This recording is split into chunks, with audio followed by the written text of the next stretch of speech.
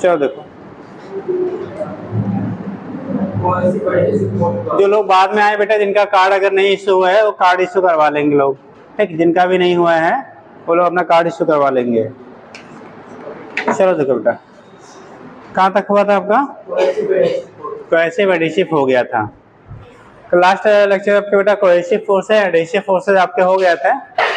Next बताना था आपको, वहाँ पे कॉन्टैक्ट एंगल एक टर्म आपको आया था, वो भी शायद बता दिया था। कॉन्टैक्ट एंगल हो गया था, हो गया था ना? देखो कंडीशन आपका होता था, अगर कोई भी दो सब्सटेंसेस हैं उनके बीच लगने वाला एडिशिव फोर्स की वैल्यू अगर ग्रेटर है, एडिशिव फोर्स किसे कहते हैं बेटा? एडिशिव फोर्स किसे कहते थे? एडिशिव फोर्स, एडिशिव फोर्स किसे कहते हैं जी?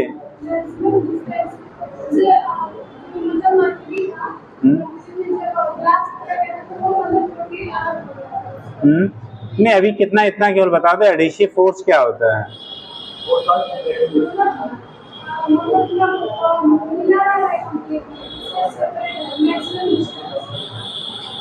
नहीं, कहीं कंफ्यूज हो रहे बेटा। हाँ जी, डिफरेंट सब्सटेंस के मॉलिक्यूल्स के बीच में जो फोर्स ऑफ इंटरेक्शन है उसे बोला गया था एडिशिव होता है। वो तो आपने एंगल वगैरह से रिलेट कर रहे थे, ठीक है। बैठो, एडिशिव फोर्सेस था the force of attraction between molecules of different substances are called क्या? एडिशिव फोर्स बेटा। अगर आपके डिफरेंट सब्सटेंस के मॉलिक्यूल के बीच में जो फोर्स ऑफ अट्रैक्शन होगा उसी को टर्म दिया था आपने एडिशिव फोर्स। और कोहेसिव आपने बोला था force of attraction between molecules of same substance, ठीक, उसे कहा था आपने कोहेसिव फोर्सेस। उसके बेस पे आपको कॉन्टैक्ट एंगल डिस्कस किया गया था कि if adhesive force greater than क्या? Cohesive force, contact angle will be क्या? एक्यूट। आपने लिखा था लेस देन 90, डायग्राम बनाया होगा लास्ट में। और दूसरा कंडीशन था if adhesive force will be equal to क्या? Cohesive force. आप लोग बेटा इंग्लिश मीडियम से और हिंदी से थे? कहाँ से पढ़ा टल आप? लिटिल फ्लावर, चलिए ठीक। तो उस कंडीशन में क्या होगा, अगर एडिशिव फोर्स की वैल्यू कैसी है? इक्वल टू कोहेसिव फोर्स होगा। एडिशिव फोर्स है, कोहेसिव फोर्सेज आर क्या? इक्वल। देन क्या? कॉन्टैक्ट एंगल विल बी कितना?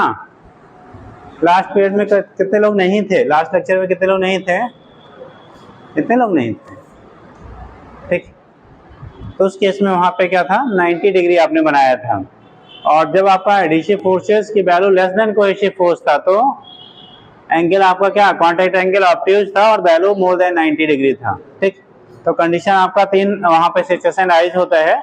अब इसी के बेस पे बेटा हम आगे बात करेंगे कैपिलरिटी का। एक एक्सेस फोर्स आपने पढ़ा था और दूसरा आपका क्या? कॉन्टैक्ट एंगल हो गया था। तो नेक्स्ट कंडीशन जो आपका होता है वो हम लोग बात करेंगे किसकी? कैपिलरिटी की। तो नेक्स्ट हेडिंग करिएगा कैपिलरिटी बेटा, कैपिलरिटी हेडिंग कर लीजिएगा। कैपिलरिटी हिंदी में जो पढ़े होंगे उन्होंने पढ़ा होगा बेटा केशिका तो हिंदी में कहते हैं, ठीक। कैपिलरिटी,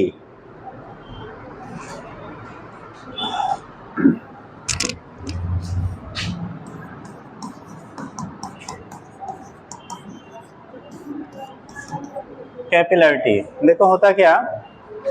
कैपिलरिटी आपने पढ़ा होगा बेटा, बोर्ड के सिलेबस में भी था आपका, ठीक है। द फेनोमेना ऑफ राइज और fall of liquid in A capillary tube is called क्या? कैपिलरिटी। किसी भी कैपिलरी ट्यूब में बेटा, ठीक, आपको लिक्विड के राइज या फॉल होने की जो आपकी क्या होती है? फेनोमेना होता है, उसी को टर्म देते हैं आप कैपिलरिटी कहते हैं। बात होता है बेटा कैपिलरी ट्यूब।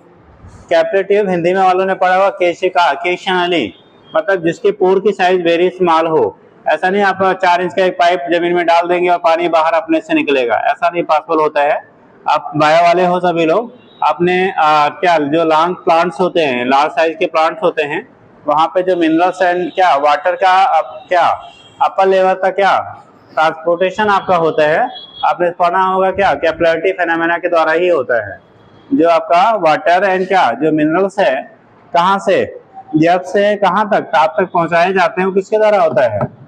कैपिलरी फेनोमेना के द्वारा ही पॉसिबल है। अदरवाइज जो बहुत लार्ज साइज के आपके प्लांट होते हैं, जहाँ 1500 फीट, 150 फीट, 50 फीट के प्लांट है, वो अदर जो फेनोमेना कॉन्सेप्ट आपको दिएगा उनके बेस पे उतने हाइट तक आपका क्या कभी भी राइज नहीं करेगा। तो वहां पे लॉन्ग हाँ पानी हो गया या जो हमारा क्या उसके साथ मिनरल जो भी है, ट्रांसपोर्टेशन जो होता है वो कहाँ से? रूट से लेके कहाँ तक? स्टेम, मैंने कहाँ तो वो कंडीशन जो आपकी होती है किसके थ्रू होती है, कैपिलरी फेनोमेना के थ्रू ही होता है। उसी को टर्म आपने कहा था कैपिलरिटी, क्या कहा था? वो तो बेटा हम लोग प्रेशर का संक्शन मेथड कॉन्सेप्ट करता था, पानी बाहर आता, नल लगाने को अपने थोड़ी आता है यार, वो तो हम लोग प्रेशर मारते तो उसकी वजह से तो आता है ना, वो तो अलग फेनोमेना बेटा।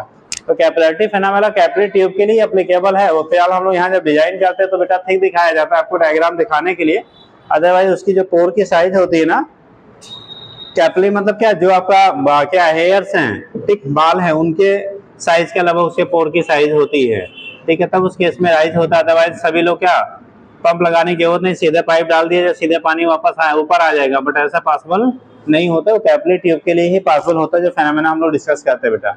अब कंडीशन दो चीजें आपको बताई गई थे, एक आपको बोला गया था किसके लिए, ग्लास और वाटर के लिए, और दूसरा हमने लिया था मरकरी और वाटर के लिए, मरकरी और ग्लास के लिए। तो जब आपने ग्लास और वाटर के लिए लिया था तो उसके इसमें एडिसिव फोर्स की वैल्यू ग्रेटर देन क्या होगा, कोहेसिव फोर्स। अगर आप ग्लास और वाटर की बात करते हैं, किसकी, ग्लास और वाटर की बात किया था, तो उसके इसमें एडिसिव फोर्स की वैल्यू कोहेसिव फोर्स से कैसा होता है, ज्यादा होता है। तो वहां पे कॉन्टैक्ट एंगल जो होगा, हम तीन अलग अलग कंडीशन दिखा दे रहे हैं बेटा, देख लीजिए।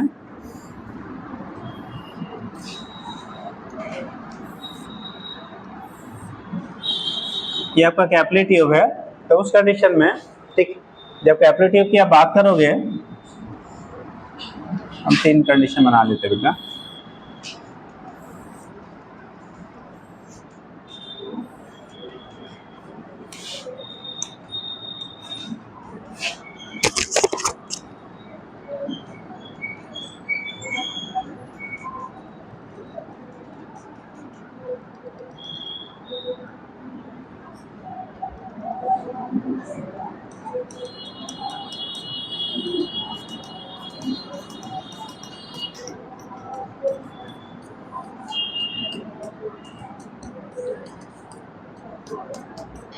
ये आपने ले लिया वाटर है बेटा, और ये ग्लास की कैपिलरी ट्यूब बनी हुई है, किसकी बनी हुई है, कैपिलरी ट्यूब जो बनाया है वो ग्लास का बना हुआ है।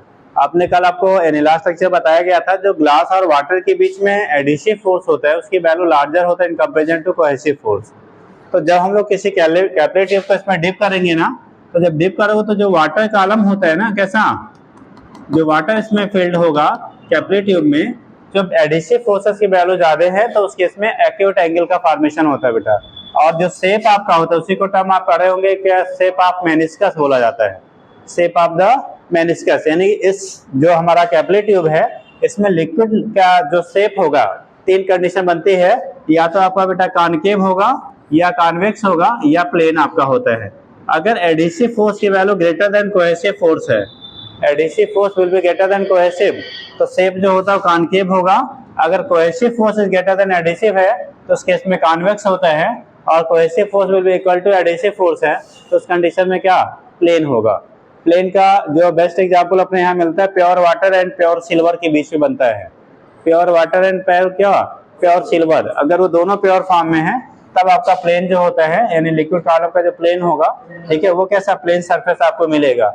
और अगर आपका मरकरी, ये कंडीशन है मरकरी HG एंड ग्लास के लिए, HG ग्लास, ये हो गया pure water, sorry pure water, और किसके लिए, किसके, सिल्वर के लिए, यानी सिल्वर भी प्योर होना चाहिए, एजी है बेटा ये, इसका सेंसर थोड़ा काम नहीं कर रहा पापा। और ये जो हम लोग लेते हैं ये ग्लास और किसके लिए, वाटर और ग्लास के लिए है, वाटर है और किसके लिए, ग्लास के लिए आप लेते हो।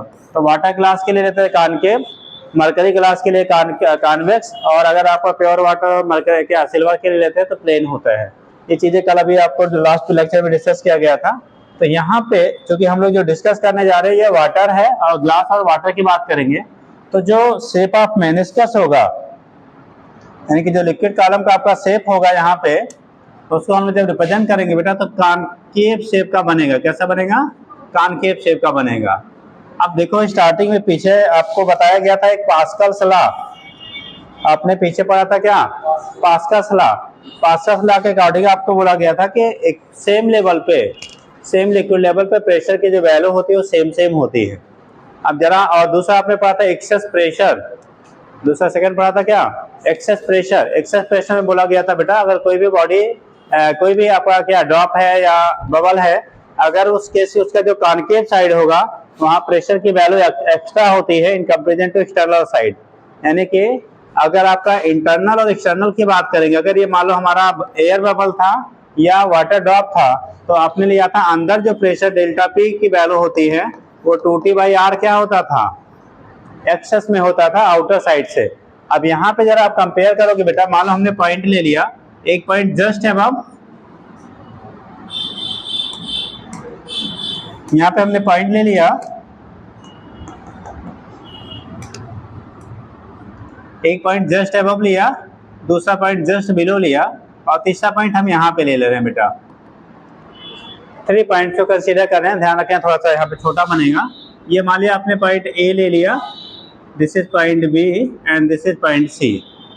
देखो ये पॉइंट अब ऐसे डायग्राम में थोड़ा सा आपको अप डाउन दिखेगा, बट वेरी क्लोज होता है, एक सिंगल लेयर के अप और डाउन हम लोग बात करते हैं, ठीक। तो उस कंडीशन में यहाँ दिखाने के लिए थोड़ा सा गैपिंग आपको दिखेगा, बट ये पॉइंट और ये point very close to each other होगा और सेम लेवल पे पॉइंट सी होगा। जो पॉइंट सी है ये लिक्विड के जस्ट सरफेस पे है, तो यहाँ पे प्रेशर जो होगा वो हमारा एटमॉस्फेरिक प्रेशर होगा, एटमॉस्फेयर के कांटेक्ट में है। जो ए पॉइंट आपका होगा यहाँ पे प्रेशर भी हमारा क्या होगा, एटमॉस्फेरिक प्रेशर के कांटेक्ट में, एटमॉस्फेयर के कांटेक्ट में है, तो यहाँ पे प्रेशर एटमॉस्फेरिक प्रेशर के बराबर होगा। लेकिन इस साइड में देखो आपको बोला अंदर जो प्रेशर होता है ये इतना एक्स्ट्रा होता है, किसके, जब हम लोग लिक्विड ड्रॉप या एयर बबल की बात करते हैं। जब सॉफ्ट बबल की बात करते हैं तो वहां पे 40/R का डिफरेंस मिलता था। तो यहाँ पे कंडीशन अगर इतना वैल्यू एक्स्ट्रा है, इसका मतलब बाहर की तरफ जो प्रेशर की वैल्यू होगी वो P0 - 2T क्या हो जाएगा, R के बराबर होगा। तो अगर अब उल्टा कह लो, जब बाहर की तरफ हम एटमॉस्फेयर के कांटेक्ट में है, अगर यहाँ देखो अगर बाहर अंदर हमारा P0 लेते तो बाहर P0 - 2T/R होता। हमारे पास जो कंडीशन है जस्ट इसका रिवर्स है। रिवर्स होने का मतलब यहाँ देखो जो हमें समझना है, ये कॉनकेव साइड में P0 है, मतलब अंदर जो प्रेशर यहाँ पे है ये P0 है।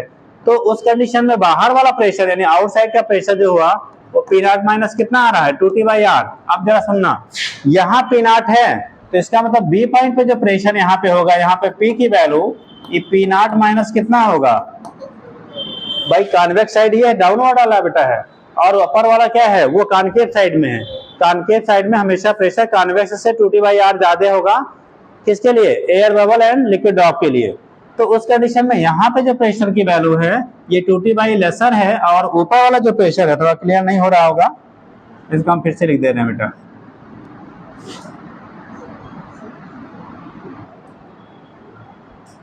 कैप्री ही गायब हो गई।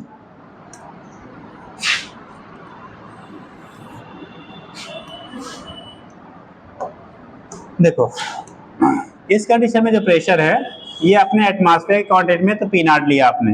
अब कंडीशन क्या हो रहा है, इस पॉइंट पे P0 है और ये कॉनकेव साइड है, तो इसका मतलब इससे कॉन्वेक्स साइड में जो प्रेशर की वैल्यू होगी उस P0 के रिस्पेक्ट में यानी कॉनकेव साइड से 2T/R क्या होगा, लेसर होगा। अब एक चीज आपने पढ़ा, पास्कल्स लॉ को याद करो। पास्कल्स लॉ के अकॉर्डिंग लिक्विड के सेम लेवल पे प्रेशर की वैल्यू सेम सेम होनी चाहिए।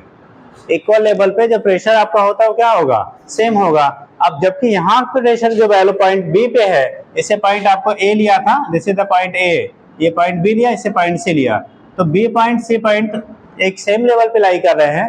तो उस कंडीशन में यहाँ पे प्रेशर की वैल्यू को, ये जो डिक्रीजमेंट इसमें है 2T/R का, इसको मेंटेन करने के लिए ये लिक्विड क्या करेगा, आपका राइज करेगा। यानी कि कैपिलरी ट्यूब में लिक्विड का राइज होता है, और राइज होने का रीजन है आपका जो है वो रीजन होता है ड्यू टू जस्ट क्या, आउटसाइड यानी कि जस्ट क्या, convex side the pressure will be lesser than 2T/R। ठीक है, कितने से 2T/R लेसर है, उस चीज को मेंटेन करने के लिए बेटा ये लिक्विड क्या करेगा, आपका ऊपर की तरफ राइज करेगा। और तब तक राइज करेगा जब तक इस लिक्विड कॉलम की वजह से, मान लो लिक्विड आपका यहाँ तक राइज किया, सपोज दैट ये तब तक बेटा राइज करते हैं जब तक इस लिक्विड यानी कि यहाँ पे जो प्रेशर की वैल्यू है, इस पॉइंट पे जो प्रेशर हमें मिलेगा वो अगेन 2T/R क्या, इस पॉइंट पे अगेन प्रेशर की वैल्यू जो मान लो एक अनदर पॉइंट हमने ले लिया ए बी सी, यहाँ पे डी ले लिया, इस पॉइंट पे फिर से प्रेशर की वैल्यू P0 के बराबर ना हो जाए। ठीक, क्योंकि इसका एक्सटर्नल जो पॉइंट है यहाँ तो प्रेशर अभी भी P0 है ना, एक पॉइंट हमने E ले लिया, ये एटमॉस्फेयर कांटेक्ट P0 है, तो यहाँ भी P0 होना चाहिए। तो P0 को मेंटेन करने के लिए लिक्विड क्या करता है, ऊपर तक राइज करता है। सपोज दैट लिक्विड का जो राइजिंग है वो H है, इसकी डेंसिटी हमने ले लिया रो है। आपने पढ़ा होगा कि जो प्रेशर होता है P equal to H row G होता है, लिक्विड कॉलम की वजह से जो प्रेशर आपका डेवलप होता है एच रो जी के बराबर पीछे पढ़ाया गया था। तो इसका मतलब जो प्रेशर को मेंटेन करने के लिए, किसको मेंटेन करने के लिए बेटा, फॉर मेंटेनिंग, तो यार कभी कभी ये इसकी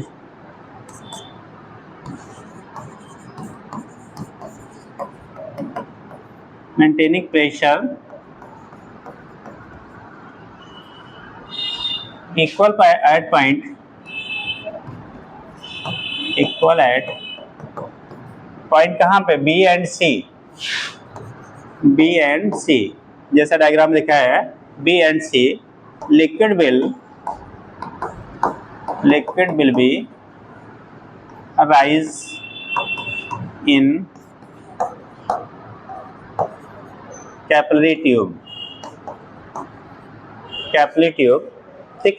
लिक्विड जो होता है कैपिलरी ट्यूब में राइज करेगा और तब तक राइज करेगा जब तक प्रेशर की वैल्यू बेटा इक्वल नहीं हो जाता है। यानी कैपिलरी ट्यूब में लिक्विड का राइज तब तक होगा जब तक प्रेशर की वैल्यू क्या ना हो जाएगी, सेम नहीं हो जाएगी। तो उस केस में कितना हमें प्रेशर इंक्रीज करना था, 2T/R, और ये 2T/R बेटा लिक्विड में जो प्रेशर यहाँ राइज करेगा वो ड्यू टू लिक्विड कॉलम, यानी जो उसमें कैपिलरी ट्यूब में लिक्विड कॉलम की हाइट है उस हाइट की वजह से वहां पे राइजिंग होता है। तो यहाँ पे जब आप दिखाओगे ना तो उस कंडीशन में यानी डेल्टा पी की वैल्यू जो आपकी है वो 2T/R है और ये वैल्यू एच रो जी के बराबर होता है। किसके इक्वल हो जाएगा, एच रो जी के इक्वल होगा। रो हो गया डेंसिटी ऑफ द लिक्विड। तो यहाँ से अगर एच की वैल्यू आप फाइंड करोगे तो एच इक्वल टू आएगा देखो 2T/R रो इंटू जी, एक फार्मूला हो गया। यहाँ पे आर जो होता है आर, इसे कहते हैं radius of meniscus, radius of meniscus. ये कैपिलरी ट्यूब की रेडियस नहीं है, ध्यान रखेंगे, this is the radius of meniscus. अब रेडियस ऑफ मेनिस्कस क्या होता है समझ लो। जैसे आपने ये लिक्विड लेयर बनाया ना बेटा, इसकी जो रेडियाई होगी, इसके जो रेडियस है आर ये है और इसका सपोज दैट सेंटर कहीं यहाँ पे हमने लिया तो ये कैपिटल आर होगा, this is the capital R, ये कैपिटल आर है। इसे कहते हैं बेटा ये जो आपका क्या सर्कुलर पार्ट बन रहा है ना लिक्विड का, इसके रेडियस को हम लोग कहते हैं radius of meniscus. It is not equal to always equal to क्या, रेडियस ऑफ कैपिलरी ट्यूब। ये कैपिलरी ट्यूब के रेडियस के बराबर नहीं होता है, रेयर केस में हो सकता है, डिपेंड करेगा लिक्विड कॉम्बिनेशन पे, बट मोस्ट ऑफ केसेस में रेडियस ऑफ क्या कैपिलरी ट्यूब और रेडियस ऑफ मेनिस्कस दोनों अलग अलग होते हैं बेटा, ठीक है। जनरली जो रेडियस ऑफ कैपिलरी ट्यूब होता है उसके रिस्पेक्ट में रेडियस ऑफ मेनिस्कस की वैल्यू लार्ज होता है। अपने हम लोग दो ही चीज की स्टडी करते हैं, ये तो वाटर और ग्लास का, दूसरा मरकरी और ग्लास का, दोनों के लिए रेडियस ऑफ क्या कैपिलरी ट्यूब के रिस्पेक्ट में रेडियस ऑफ मेनिस्कस की वैल्यू लार्ज होती है। और अगर एंगल हम लोग डिसाइड करते हैं, एंगल के वैल्यू डिसाइड करते हैं कितना आपका होगा आर और आर के बीच में रिलेशन, तो यहाँ पे कैपिटल आर की जो वैल्यू आपकी आती है capital R equal to R upon cos theta के बराबर होता है। अगर यहाँ पे कॉन्टैक्ट एंगल हम लोगों ने पढ़ा था बेटा, कॉन्टैक्ट एंगल, तो अगर कॉन्टैक्ट एंगल ये इसे कहते हैं कॉन्टैक्ट एंगल, अगर ये वैल्यू थीटा है बेटा, क्या है वैल्यू थीटा है, तो उस कंडीशन में यहाँ पे जो आर की वैल्यू आपकी आती है इस कैपिटल आर और स्मॉल आर में जो रिलेशन होगा, जैसे अगर आप परपेंडिकुलर एक्सिस ये आर थीटा है तो यहाँ से जब निकालेंगे एंगल तो ये वैल्यू भी हमारी थीटा मिलेगी, और थीटा मिलेगा तो आर का इधर वाला साइन और इधर वाला कंपोनेंट क्या होगा, कॉस होगा। तो वहाँ पे स्मॉल आर की वैल्यू यानी R cos theta equal to small R, तो वहाँ पे वैल्यू जब पुट करेंगे तो ये वैल्यू हमारा आता है R equal to small R upon cos theta. इसी को जब हम लोग कैपिलरी ट्यूब के टर्म में लेते हैं तो रिलेशन बनता है H equal to 2t upon small R upon cos theta into rho G. बेटा ये कॉस थीटा ऊपर शिफ्ट हो जाएगा तो आ जाता है 2t cos theta upon R rho G, ठीक। तो ये कैपिलरी ट्यूब में लिक्विड कितना हाइट तक जाएगा अपॉन हो गया आर रो इंटू जी। अब यहाँ पे आर को लिखेंगे, आर है radius of capillary tube, R को बोलते हैं बेटा रेडियस ऑफ कैपिलरी ट्यूब।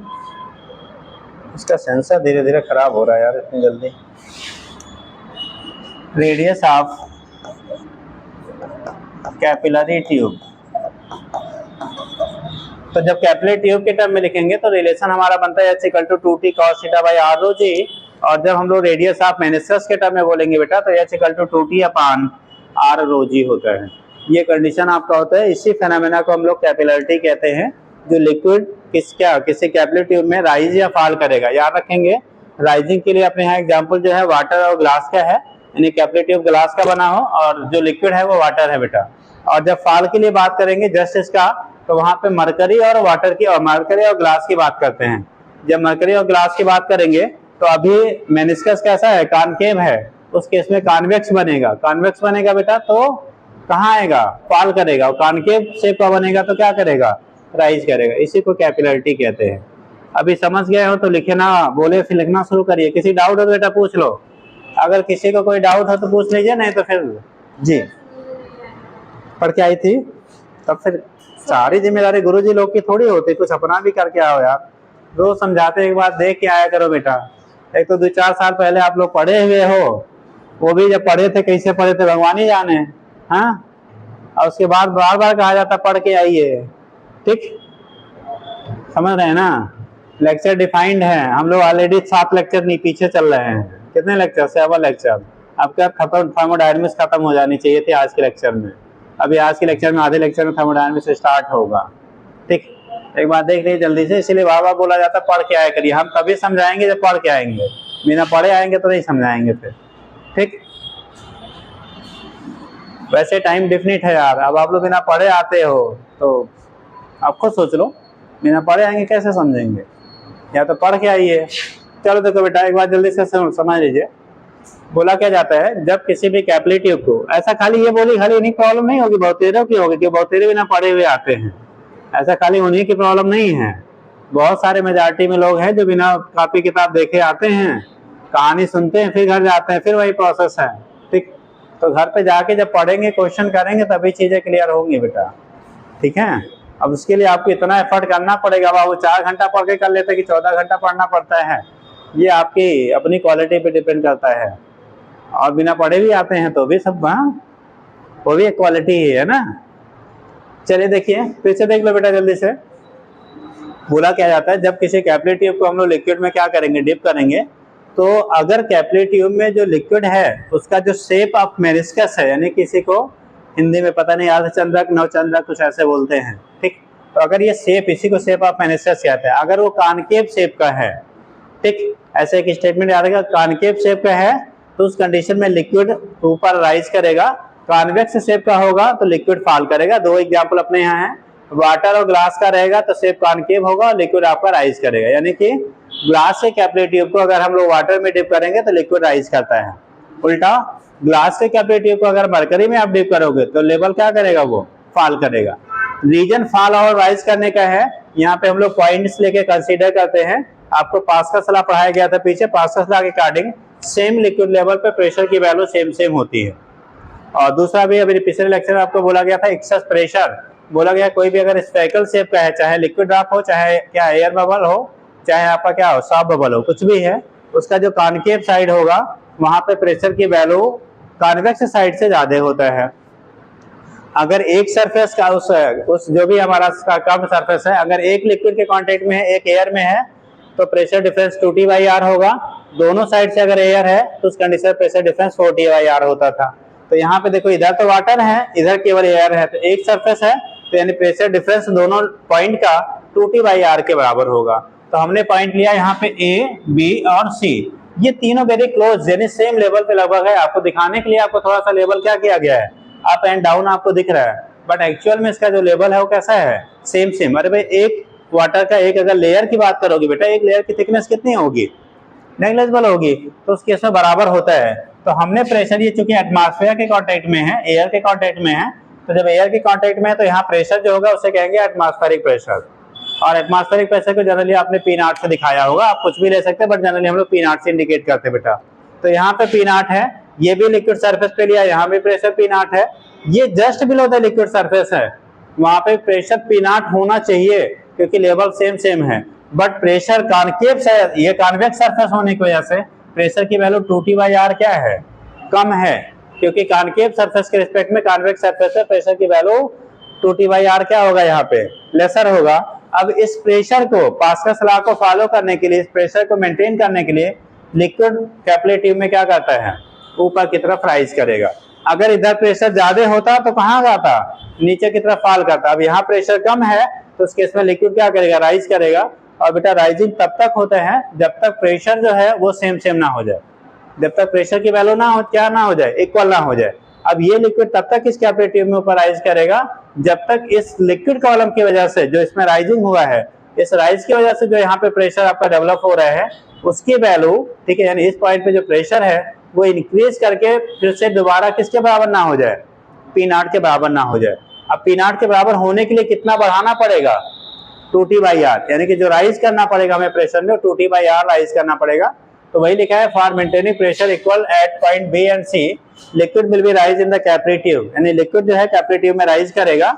और कितना राइजिंग होगा वहां से निकालेंगे डेल्टा पी की वैल्यू 2T/R, और यही वैल्यू एच ρg के बराबर होगा। यहाँ से एच की वैल्यू अगर निकालना है तो देखो ρg नीचे आ गया तो 2T/R ρg के बराबर हो गया एच की वैल्यू, हमने फाइंड कर लिया एच। यहाँ पे आर जो है ये जो हमारा सर्कुलर पार्ट है, यानी कि ये जो हम कर्व्ड पार्ट है इसकी रेडियस होती है, वो रेडियस ऑफ कैपिलरी ट्यूब नहीं है। उसी को समझाने के लिए हमने अलग से यहाँ बना लिया कि अगर रेडियस जो आपका मेनिस्कस का है, यानी कि जो सर्कुलर पार्ट कर्व पार्ट है उसका रेडियस अगर आपने कैपिटल आर लिया है और radius of capillary tube small R है, कॉन्टैक्ट एंगल यहाँ पे जो है वो बेटा थीटा है, तो इसमें रिलेशन होता है कैपिटल आर की value r by cos theta या small equal to r cos theta के बराबर। जैसे स्मॉल r करोगे ना, ये एंगल थीटा, ये भाई आपका थीटा बनेगा, जब ये थीटा बनेगा तो यहाँ से करो r cos theta equal to small r, तो स्मॉल r की कैपिटल r की वैल्यू करोगे स्मॉल r अपान क्या हो जाएगा, कॉस थीटा के बराबर हो जाएगा। तो यहाँ से आपने इसकी वैल्यू इस क्वेश्चन में हमने पुट कर लिया इस कैपिटल R की जगह पे r बाई कॉस थीटा, तो इसमें सब्स्टिट्यूट किया आपने, वैल्यू आ गया देखो 2T r by cos theta ऊपर शिफ्ट हो गया 2T cos theta upon r ρg के बराबर हो गया। आपको समझे, अब घर पे जाके फिर से पढ़ लेना, ठीक। जल्दी से अब लिख लीजिए कैपिलरिटी, हेडिंग लिखा आपने बेटा, देखो द फेनोमेना ऑफ टाइम से आया कर बेटा, the phenomena of rise or fall of liquid, the phenomena of rise or fall of liquid, phenomena of rise or fall of liquid in capillary tube, in capillary tube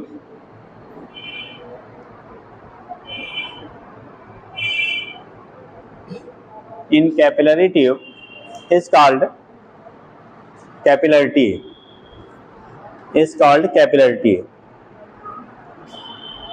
लिखिएगा when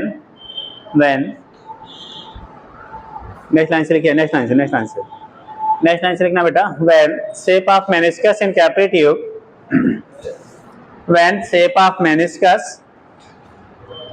in capillary tube, when shape of meniscus MENISCUS बेटा, meniscus in capillary tube is concave,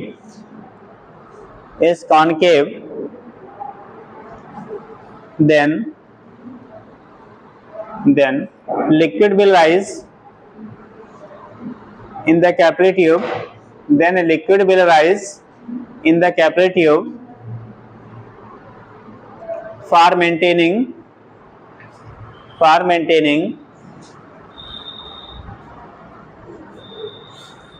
equal pressures on same liquid level, इसी को Pascal's law कहते हैं, ठीक। Bracket में लिख लो, like in case of water glass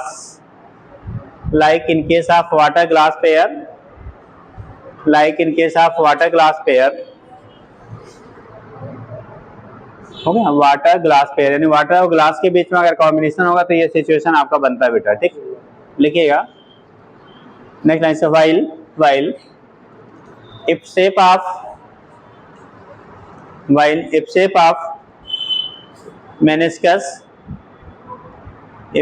meniscus of liquid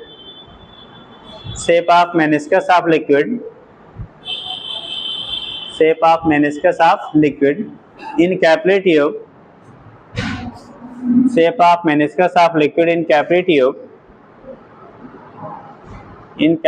tube is convex,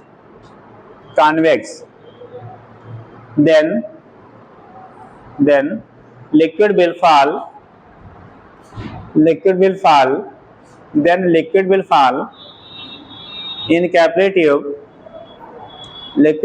in capillary tube for maintaining equal pressure at same level. Example करिए, like mercury glass pair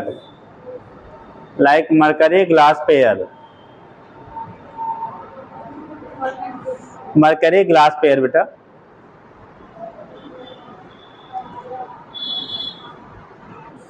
हो गया मरकरी ग्लास पेयर। चलिए अब ऐसे बेटा बना लीजिए और दिखा दीजिए। ये हम लोग किसके लिए बात कर रहे हैं? Water glass. किसके लिए? वाटर ग्लास के लिए क्या किया जा रहा है? ये बनाया गया बेटा, वाटर ग्लास के लिए बनाया जा रहा है। वाटर ग्लास पेयर के लिए कंडीशंस आपको डिस्क्राइब, यानी कि कैपिलरी ट्यूब ग्लास का बना हुआ है और लिक्विड जो है वो वाटर है बेटा। ठीक, अब बना लीजिए जल्दी से। हाँ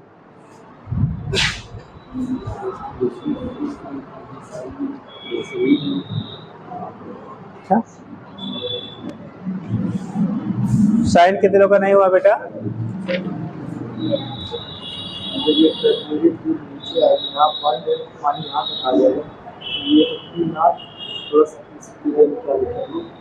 वो तो एयर में, जब तक यहाँ अगर लिक्विड यहीं तक है तो ये सब यहाँ पिनाट ही रहेगा, तो वहाँ बीच में कुछ नहीं आएगा। हाँ, लिक्विड कॉलम के ऊपर, हाँ तब तक हमारा पीनाट रहता है। वो वहाँ पे प्रेशर की वैल्यू क्या हो जाती है? हाई हो जाती है, इसलिए उसके लिए वो फॉल करता डाउन आता है। हाँ, इसलिए उसमें डाउन होता है।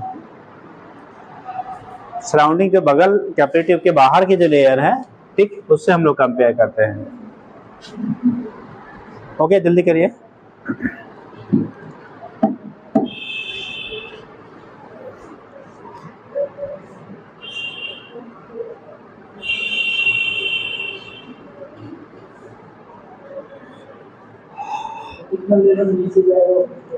ये सेम फार्मूला है रिलेशन। अगर आप मैकरी की बात करोगे बेटा ना, तो जैसे यहाँ पे राइज हो रहा है तो वैसे वहाँ फॉल होगा। रिमेन्स फार्मूला क्या रहेगा? वही रहेगा, फार्मूला में कोई चेंजेस नहीं आएंगे। वहाँ भी 2t बाई आर ओ जी या 2t cos थीटा पर आर ओ जी रहेगा। वहाँ पे थीटा होगा, वहाँ पे क्या है, जो एंगल ऑफ कॉन्टेक्ट होगा, थीटा एंगल ऑफ कॉन्टेक्ट है बेटा।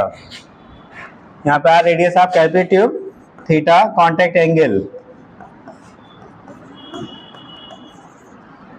कॉन्टेक्ट एंगल होता है। Okay sign. और किसी बचा बेटा? साइन किसी का नहीं हुआ?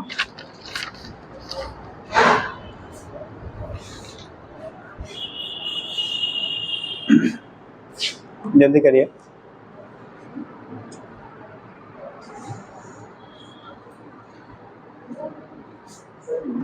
जी साहब।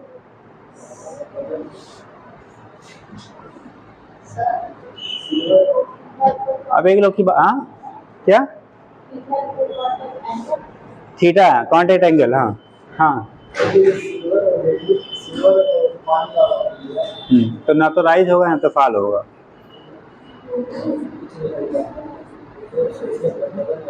हाँ, थीटा जब 90 होगा, cos 90 की वैल्यू 0, थीटा बनेगा 90 बनेगा, cos तो सीधा रहेगा। cos 90 हो गया, 90 वैल्यू 0, जब 0 ऊपर हो गया तो सब कुछ 0 हो जाएगा। इसकी value neither rise nor fall. अब क्या होगा?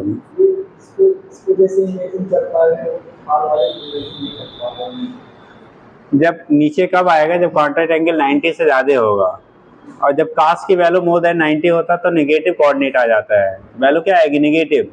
तो फार्मूले पे, इसी फार्मूले पे रखेंगे, वहां पे वैल्यू एच की जो आएगी वो नेगेटिव। नेगेटिव आने का मतलब क्या करेगा? वो फॉल कर देगा। समझे?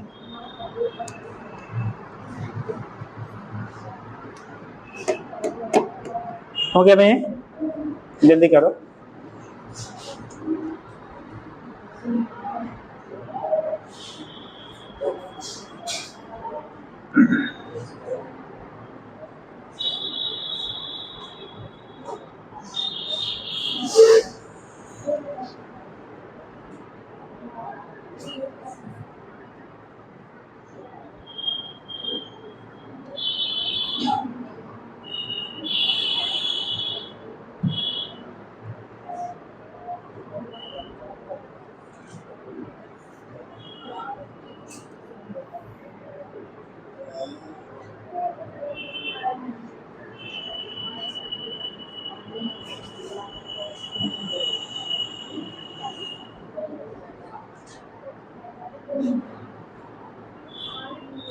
जल्दी बनाओ बेटा, अरे बातें बाद में, पहले कंप्लीट करो।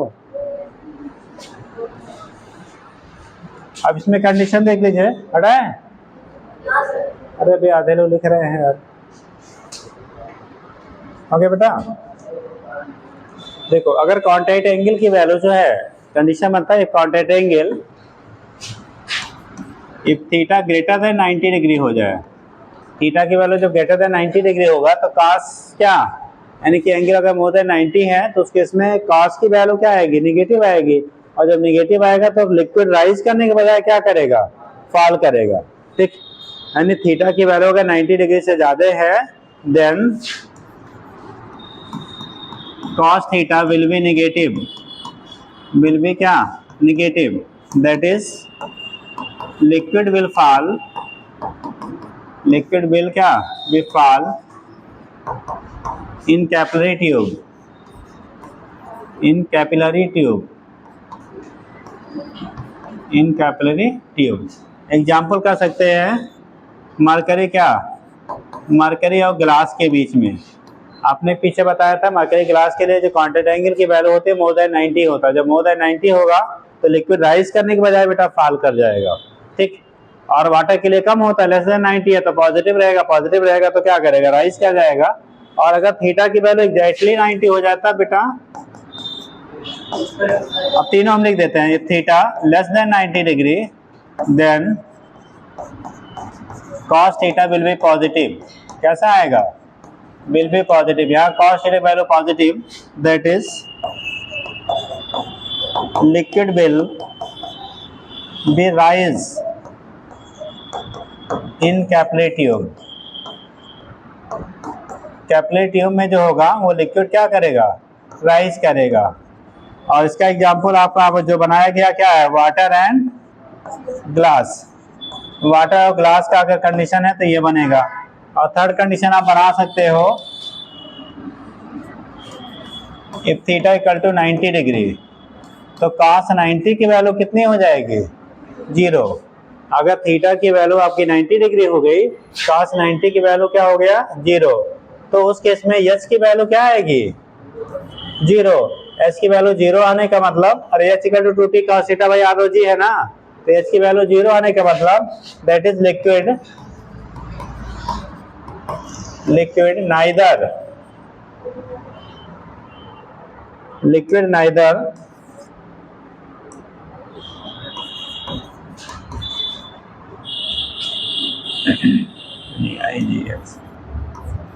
neither rise nor fall, NEIGSTER है बेटा, nor fall। ठीक, ना तो राइज करेगा और ना ही क्या करेगा, फॉल करेगा। एग्जाम्पल आप लेंगे pure water and silver, pure water और सिल्वर में अगर आप कैपिलरी ट्यूब सिल्वर की बना दीजिए, वाटर प्योर हो, ना तो उस पर बेटा ऊपर जाएगा और ना ही क्या करेगा, वो नीचे आएगा। तो पॉइंट करके ऐसे लिख लीजिए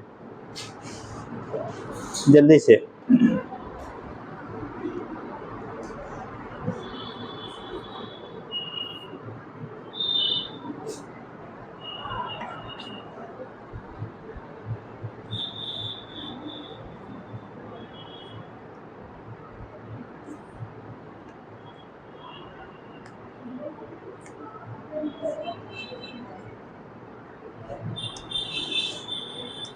हेलो पकड़ाओ जरा, पेज पकड़ाओ।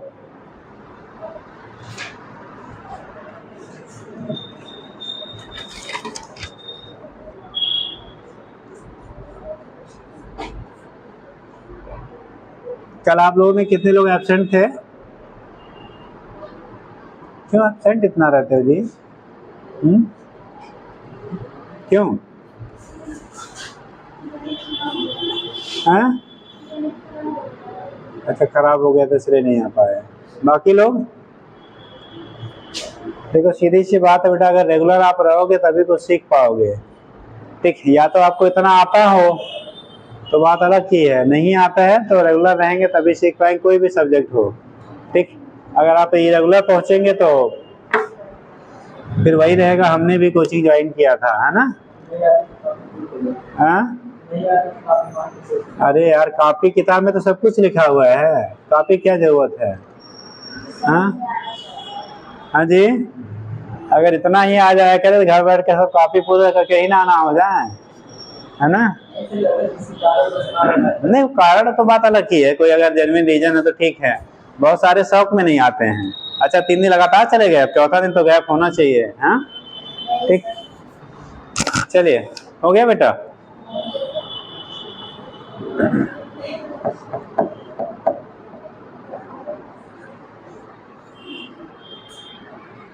जल्दी करो बेटा। आगे कंडीशन बनता है बेटा, अगर दो सेम मटेरियल का लिक्विड सेम लिक्विड हो, सेम मटेरियल की कैपिलरी ट्यूब बनाई गई हो, बट दोनों के रेडियस अलग अलग हो, कैपिलरी ट्यूब की रेडियाई कैसी हो, अलग अलग हो, तो उस कंडीशन में रिमूव करे जी, स्लो करते हैं।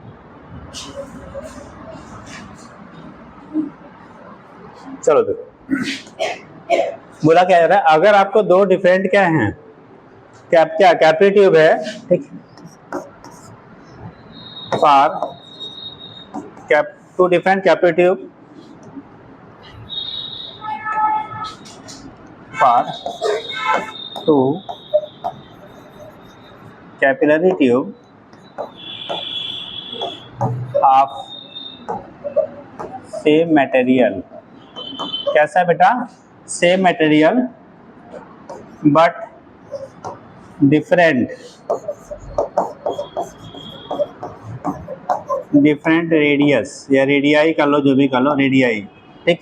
R1 and R2 are dipped इन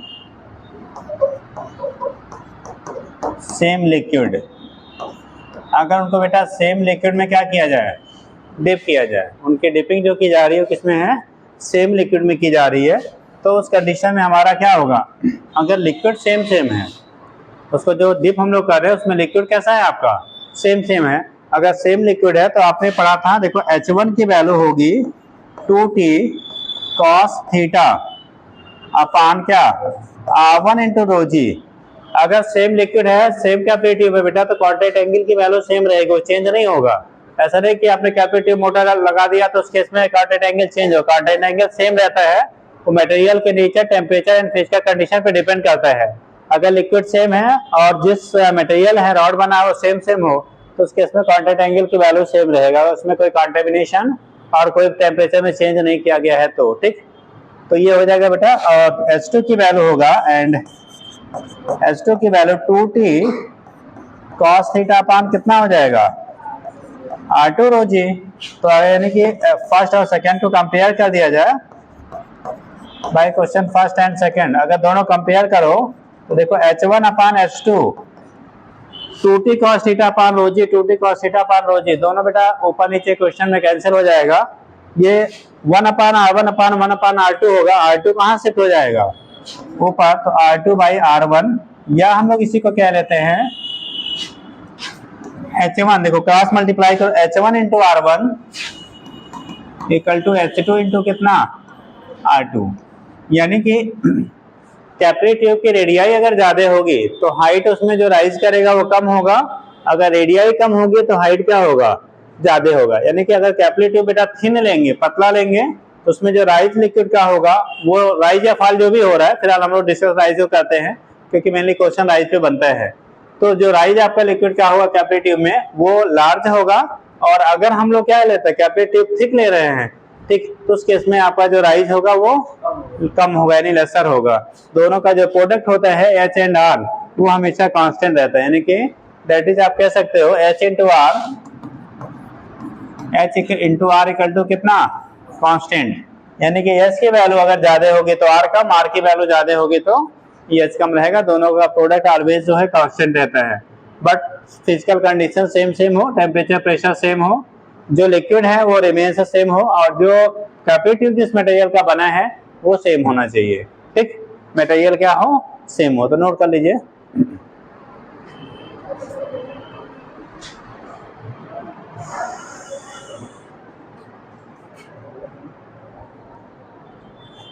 जल्दी करो बेटा।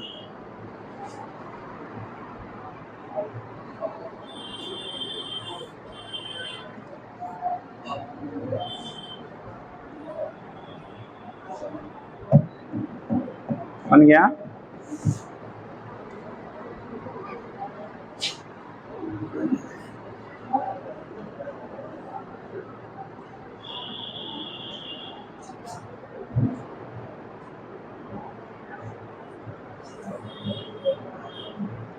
नीचे लिखिएगा, बोले देखो जो वैल्यू होता है बेटा कैपिलरिटी का, मतलब कितना राइज या फॉल होगा, पूछा था किन किन फैक्टर्स पे डिपेंड करता है। तो जो कैपिलरिटी आपकी है, ठीक है, वो लिक्विड और जो सॉलिड है, यानी कि जिस लिक्विड है और जो मटेरियल जिसका कैपिलरी ट्यूब आपने बनाया है, उन दोनों के नेचर पे डिपेंड करेगा। किस पे? नेचर पे डिपेंड करेगा। और दूसरा जो वहाँ की फिजिकल कंडीशन है, यानी कि उसका टेम्परेचर कैसा है, डेंसिटी कैसा है लिक्विड का, ठीक है, और जो कॉन्टैक्ट एंगल है वो कितना है, उन सारी चीजों पे डिपेंड करता है। तो ऐसे एरो ला के नोट कर लीजिएगा। देखिए कैपिलरिटी या ऐसे कर लो, रुक जाओ, इन कैपिलरिटी कर दो। In capillarity the rise or fall of liquid, छापिए, in capillary the rise or fall of liquid in capillary tube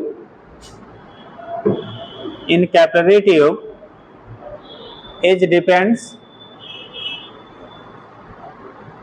rise or fall of liquid in capillary tube is depends on nature of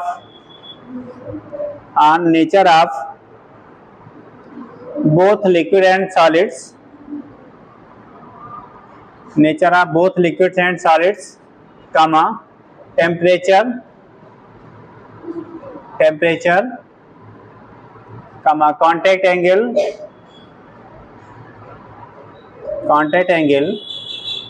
and density of liquid,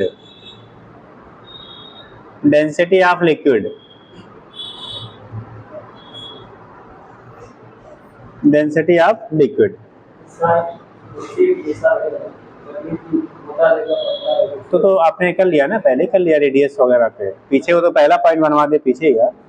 अरे यहाँ लिख लिया ना, अब लिखना चाहे तो लिख लीजिए, ठीक। ये कह रहे रेडियस तो हमने पूरा एक्सप्लेन नहीं कर दिया जहाँ क्वेश्चन बनता है। अगर लिखना यहाँ चाहे तो and also radius of the क्या कैपिलरी ट्यूब लिख लीजिए, वो भी इच्छा पूरी हो जाए। लिख लो and also radius of the capillary tube, also radius of the क्या कैपिलरी, तो मेन है यार, इसीलिए उसको अलग से बता दिया जाता है, ठीक। जैसे हाथ पैर टूटा रहे चल जाएगा, बट सब फूटा रहेगा तो वही कहानी है। हो गया बेटा? तो ये केस आपका होता है, यहाँ से आप दिखा देते हैं किन फैक्टर्स पे आपका डिपेंड करेगा, उसके बेस पे।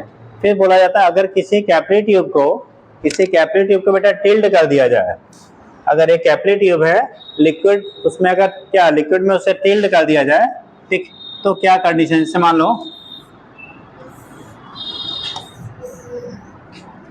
इस कैपिलरी ट्यूब को आपने रखा गया इसमें, तो लिक्विड कॉलम इस लेवल तक आपका राइज कर रहा है। अगर इस कैपिलरी ट्यूब को आपने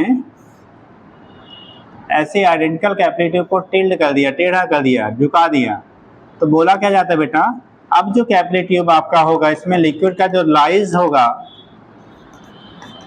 जो लिक्विड लेवल राइज होगा, उसकी हाइट बढ़ जाएगी, घट जाएगी या वही रहेगी। अगर लिक्विड को क्या कोई कैपिलरी ट्यूब है, ठीक है, वर्टिकली रखा गया है किसी लिक्विड में, तो जितनी हाइट तक सपोज दैट ये राइज हुआ, H height, suppose that rise कितना हुआ आपको, एच हाइट तक हुआ, अगर इसे टिल्ड कर दिया जाए, क्या कहते हैं बेटा, टिल्ड मतलब टेढ़ा कर दिया जाए, तो जो लिक्विड आपका होगा अब पहले से वो ज्यादा उसमें राइज करेगा, कम करेगा, या उतना ही रहेगा।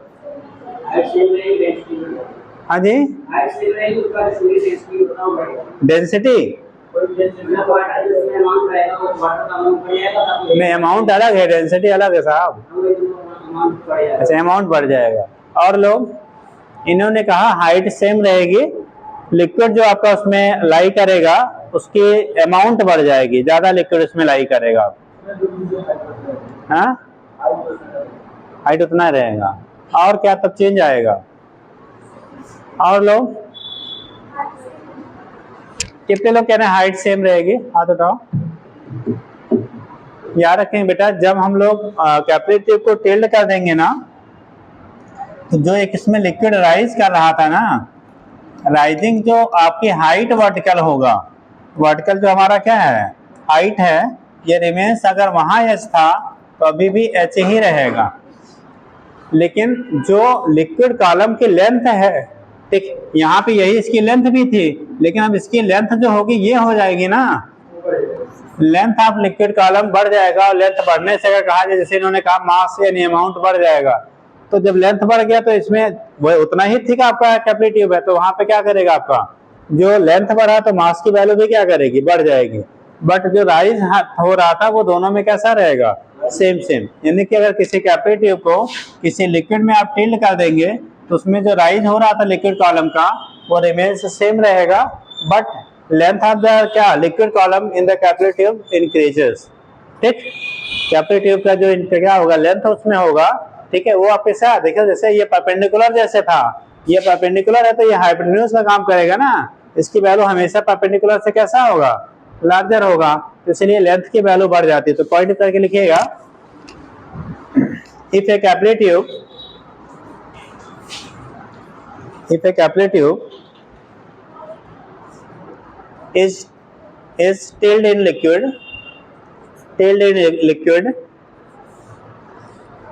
if a capillary tube is tilled मतलब झुका दिया जाए बेटा, tilled in liquid, then the rise of liquid in both cases, यानी वर्टिकली हो तब भी उतना होगा, टिल्ड कर देंगे तब भी, in both cases will be same, but length of liquid column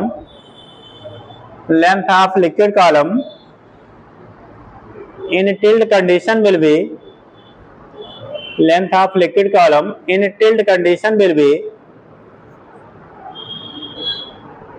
length of liquid column in tilled condition will be क्या होगा, greater, in tilled condition will be greater। तो जो लेंथ हो आपका होगा उसकी वैल्यू क्या हो जाएगी, आपकी लार्ज हो जाएगी, लेंथ ऑफ लिक्विड क्या होगा, बढ़ जाएगा। अब ऐसे बना लीजिए, डायग्राम बना लीजिए, ठीक, जल्दी करो, 1 घंटा सो नहीं दे बीजी, सबसे लेट में तुम्हारा पूरा होता है, लेटे थे। हाँ हाँ हाँ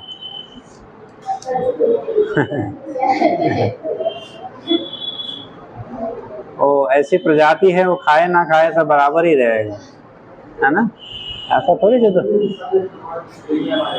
हाँ, हो गया बेटा,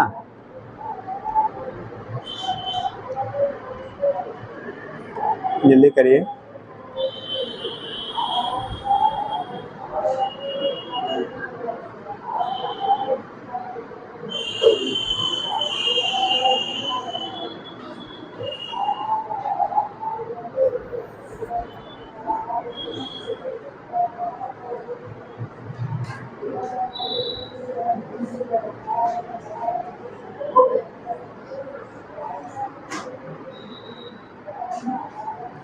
बोले बेटा, नेक्स्ट देखिएगा, अगला पॉइंट, अगर कोई अनसफिशिएंट लेंथ का कैपिलरी ट्यूब क्या कह दिया जाए, डिप कर दिया जाए लिक्विड में, तो बोला जाता है जो लिक्विड होगा वो कैपिलरी ट्यूब से फाउंटेन की फॉर्म में बाहर निकलेगा, यानी फवारे के फॉर्म में बाहर निकलेगा, या सीजिंग बाहर ऊपर जाके ऐसे ऊपर से ओवरफ्लो होगा, या जाके ऊपर एक्यूमुलेट हो जाएगा बट ओवरफ्लो नहीं होगा।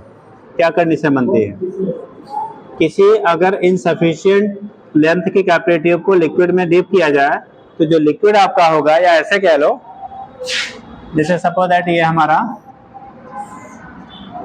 कैपिलरी ट्यूब था बेटा, इस कैपिलरी ट्यूब में लिक्विड इस लेवल तक आपका राइज हो रहा था,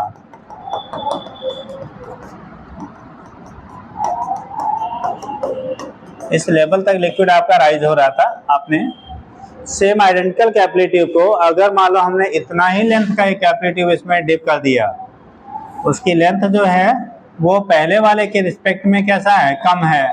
अब लिक्विड तो इतने हाइट तक जा रहा था ना, पहले केस में कितने हाइट तक जा रहा था आपका लिक्विड, ठीक, इस लेवल तक राइज कर रहा था। अब इसकी हाइट जो है उसके रिस्पेक्ट में कैसा है, कम है, तो बोला क्या जाता है जो लिक्विड होगा यहाँ से फाउंटेन के फॉर्म में बाहर आएगा, या सीज ऊपर से ओवरफ्लो होते हुए बाहर आएगा, या यहाँ पे जाके टॉप पे जाके ये एक्युमुलेट हो जाएगा, बाहर नहीं निकलेगा। हाँ बेटा, कितने लोग कह रहे हैं एक्युमुलेट हो जाएगा, हाथ उठाइए। कितने लोग कह रहे हैं फाउंटेन के फॉर्म में, फवारे के रूप में बाहर आएगा, और कितने लोग कह रहे हैं सीजिंग, यानी जैसे हम रोते हैं पानी बाहर आता है वैसे ही आएगा, मतलब ऊपर से ऐसे। हम तीनों डायग्राम बना दें।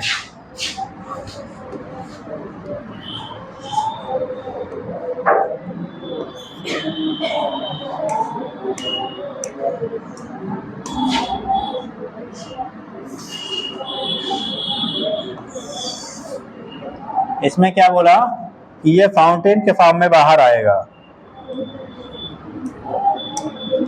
लिक्विड जो होगा इस तरह से आपका बाहर निकलेगा। पहला, ये फर्स्ट केस है ए। दूसरा कंडीशन हुआ इनसफिशिएंट, जो आपका कैपिलरी ट्यूब है इसमें लिक्विड सीज करता हुआ इस तरह से यहाँ से निकलता हुआ आएगा। ठीक, ये सेकंड केस है। और थर्ड कंडीशन आपका होगा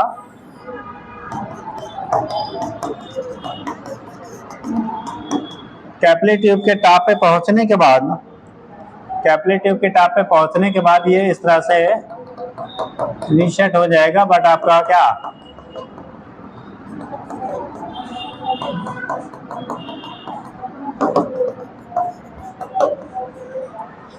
ये यहाँ पे एक्युमुलेट हो जाएगा बट बाहर नहीं निकलेगा बेटा। तो कौन सा, ए, दूसरा लिया बी, और तीसरा हमने ले लिया C. This is B, this is C. बोला जाता है which is the correct representation, कौन सा करेक्ट इसमें से होगा? सी वाला, बी वाला, ए वाला, याद रखेंगे जी, तीनों सही है। हाँ, फाउंटेन के फॉर्म में। हाँ, लेकिन अगर क्योंकि भाई आपके बराबर से ज्यादा हो सकता उसको पड़ेगा तो धीरे धीरे गिरने लगेगा, अगर उससे भी और ज्यादा हो सकता पड़ेगी तो शायद फाउंटेन से निकल जाएगा। मतलब शायद तीनों सही है, याद रखेंगे बेटा। जब भी हम लोग इनसफिशिएंट लेंथ का कैपिलरी ट्यूब को डिप करेंगे ना लिक्विड में, तो उस कंडीशन में कभी भी ना तो फाउंटेन की फॉर्म में आता है और ना ही क्या सीजिंग होती है। अगर ये दो फेनामेना होता तो हम लोग अपने घरों में पंप ना लगा के सीधा सीधा कैपिलरी ट्यूब क्या करते, डिप करवाते, और इतना थिन करवाते कि जिससे वो हमारे कहाँ ऊपर तक जाता है, बीच से काट देते हैं, बाथरूम में लगा देते, नहाते रहते हैं, क्या दिक्कत था, है ना? तो ऐसा कभी भी नहीं होता है, हमेशा ऊपर जाके एक्युमुलेट हो जाता है। ठीक है, तो correct answer will be C, this not possible, यानी कि ए और बी वाली कंडीशन नहीं होता बेटा, वो हमेशा क्या होगा, सी वाला। एक चीज आप देखे होंगे जिनके घर नदियों के किनारे होते हैं या बारिश बहुत ज्यादा होती है तो हर एरिया पानी भर जाता है, उस केस में कभी कभी आपने देखा होगा कि हैंडपंप वगैरह होता है, या गांव में खेतों की सिंचाई के लिए होल का वो लगाए रखते हैं, बोरिंग जैसे बोलते हैं, उसमें से पानी फ्लो करने लगता है। वो तब केवल फ्लो करता है जब वहां पे वाटर लेवल सराउंडिंग में क्या होता है, आपका जो लेवल है उससे ज्यादा हो जाता है, तब ऐसा होता है। उसको कैपेसिटी मत मान लेना, वो क्या लेवल डिफरेंस की वजह से ऐसे सिचुएशन अराइज होता है कभी कभी। ठीक है, तो वहाँ पे कैपेसिटी नहीं है जो बाहर आता है, कैपेसिटी की कंडीशन में कभी भी बाहर नहीं आएगा। ठीक, चलिए तो ऐसे डायग्राम बना लीजिए।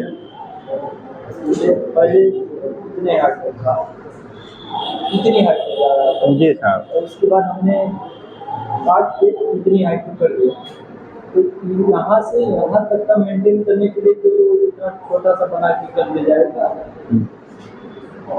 अरे कैपेसिटी बहुत थिन होती है यार, थोड़ा भी रेडियस आप मिनिसेस बढ़ाएगा ना तो हाइट में बहुत डिक्रीजमेंट आ जाता है, इसीलिए बैलेंस हो जाता है। हम लोग कैपिलरी ट्यूब की बात करें, इतने मोटे पाइप की नहीं होता, आपको दिखाने के लिए इतना मोटा बनाया जा रहा है।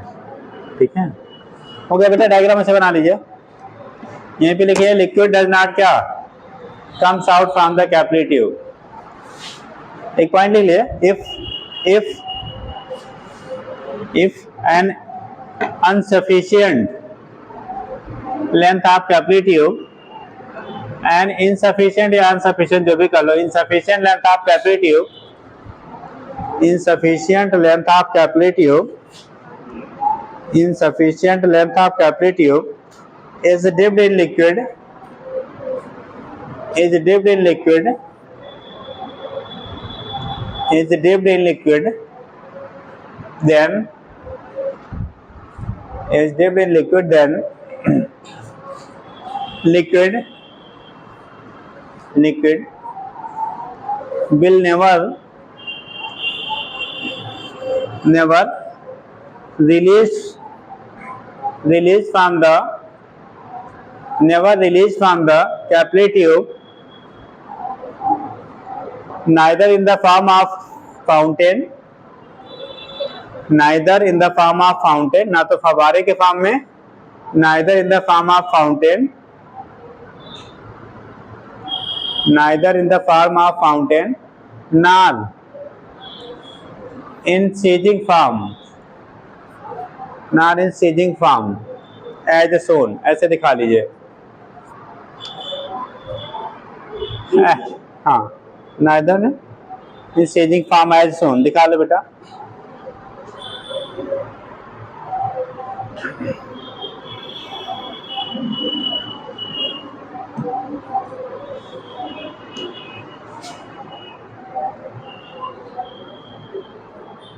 डायग्राम बना लो बेटा,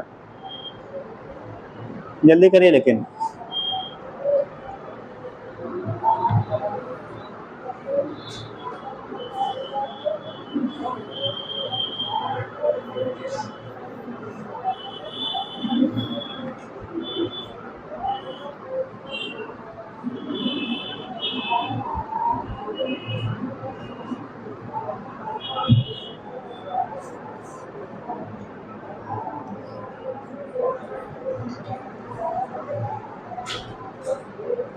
अब कुछ एग्जाम्पल देख सुन लीजिए, सभी लोगों ने लोअर क्लास में पहले पढ़ा होगा।